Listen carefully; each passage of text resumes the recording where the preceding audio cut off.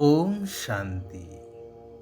सद्ज्ञानदाता, सद्बुद्धिदाता, सत्यपिता निराकार शिवपितांकर बुद्धिमान संतान मानंकु आजिर प्रभुचिंतनर आलोचना को हृदयर सहित ईश्वरीय शुभ अभिनंदन, सुस्वागतम, सुप्रभात।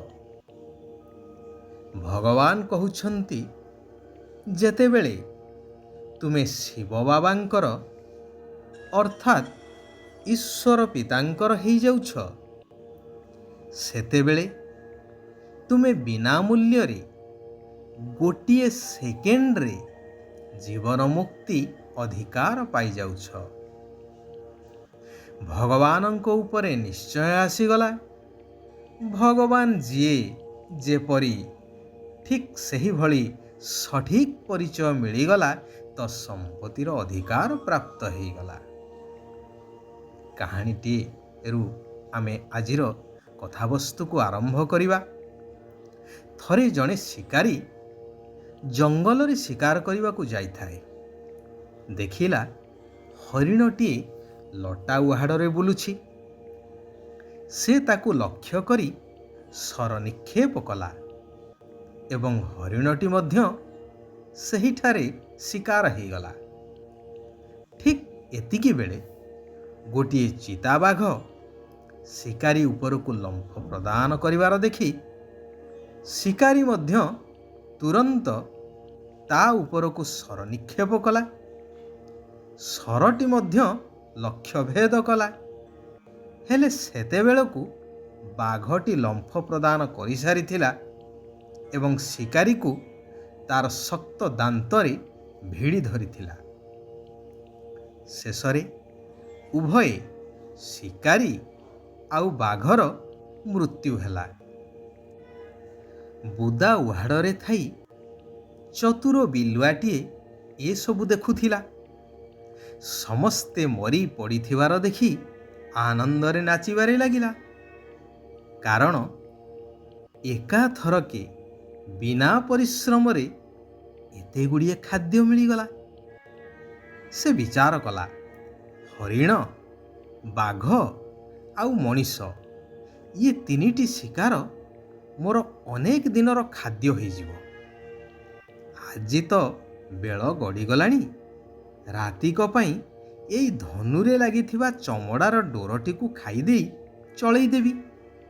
बाकी एगुड़ी को काली ठारू खाइबा आरंभ करिबी। एहा भाबी धनुर डोरीटी को दांतरे कामुड़ी छिंडेई देला।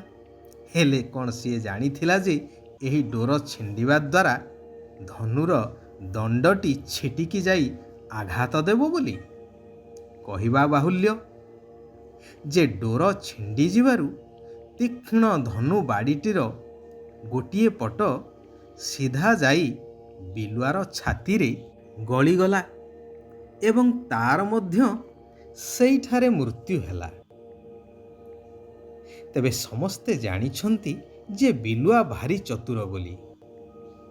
हेले बेले बेले अति चतुर मध्य अति मूर्खतार परिचय देइथांती एही बिलुआ भली। आजिर मनुष्य समाज प्रखर बुद्धि संपन्न होई सुधा सही बुद्धि को व्यवहार करुछि। हेले उन्नतिर द्वाही देई निजे निजर विनाशर सूत्रधर साजुछि।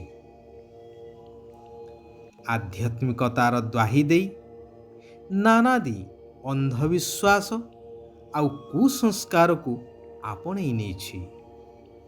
नाना मुनि नाना मत नेई नेई संपूर्ण पथर बुद्धि बा विपरीत बुद्धि संपन्न हो जाइछि।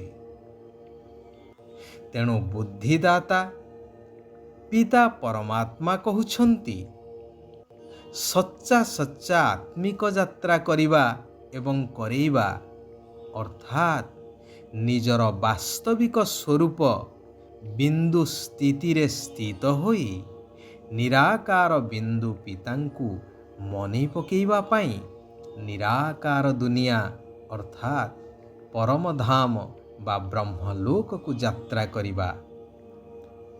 ଏହା ହିଁ ହେଉଛି ବାସ୍ତବିକ ଯାତ୍ରା ବା ତୀର୍ଥ। ଏହି କର୍ତ୍ତବ୍ୟ ହେଉଛି ବୁଦ୍ଧିମାନଙ୍କର।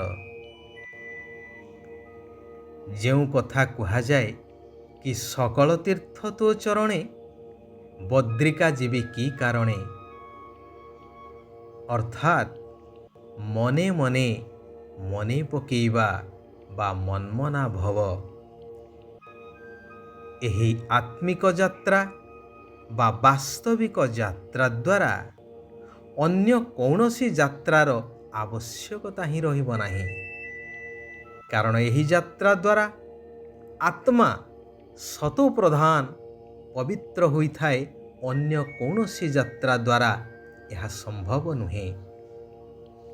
ଯେପରି ବାବା କଲ୍ୟାଣକାରୀ, ସେହିପରି ବୁଦ୍ଧିମାନ ସନ୍ତାନମାନେ ମଧ୍ୟ ବାବାଙ୍କ ସମାନ କଲ୍ୟାଣକାରୀ ହୋଇ ସର୍ବ ଆତ୍ମାମାନଙ୍କର କଲ୍ୟାଣ କରିଚାଲନ୍ତି, ଆତ୍ମିକ ଯାତ୍ରା କରାଇ।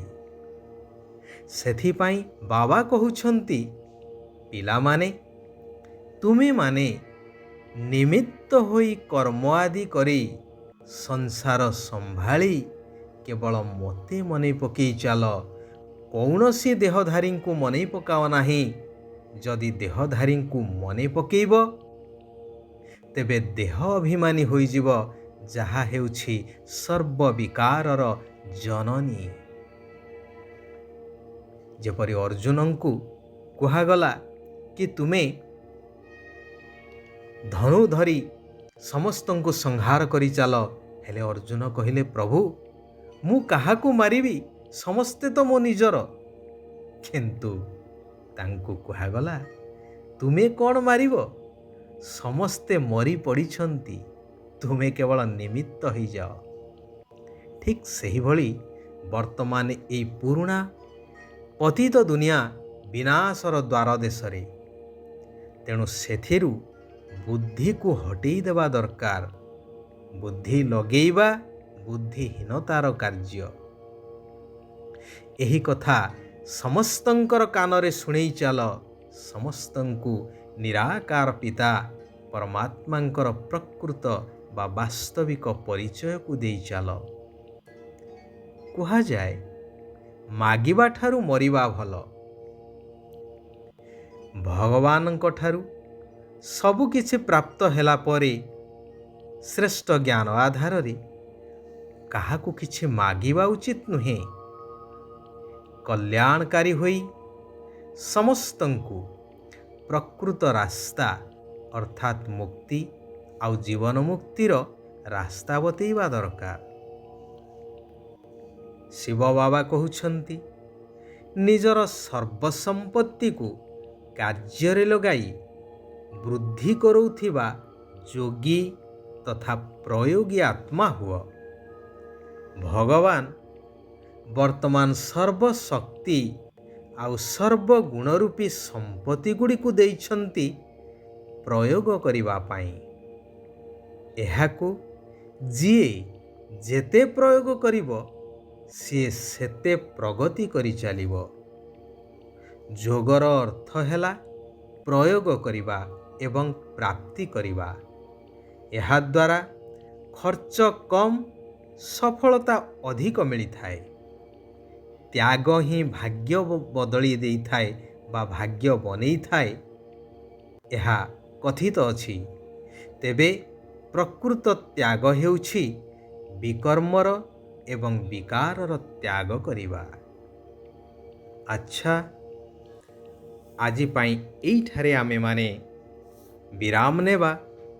ଆସନ୍ତାକାଲି ପୁନଶ୍ଚ ନିଜର ଆତ୍ମାର ଉନ୍ନତି ଅର୍ଥେ ସାରା ବିଶ୍ୱର କଲ୍ୟାଣ ପାଇ ପୁନଃ ସେହି କଲ୍ୟାଣକାରୀ ପରମାତ୍ମାଙ୍କର ଆଉ କିଛି କଲ୍ୟାଣକାରୀ ମହାବାକ୍ୟକୁ ଶ୍ରବଣ କରିବା, ଧାରଣ କରିବା ଏବଂ କର୍ମରେ ପାଳନ କରିବା। ସାରା ବିଶ୍ୱର ଆତ୍ମାମାନଙ୍କର କଲ୍ୟାଣ ହେଉ। ସମସ୍ତେ ସୁଖ ଆଉ ଶାନ୍ତିର ଅନୁଭବ କରନ୍ତୁ। ওম শান্তি, ওম শান্তি, ওম শান্তি।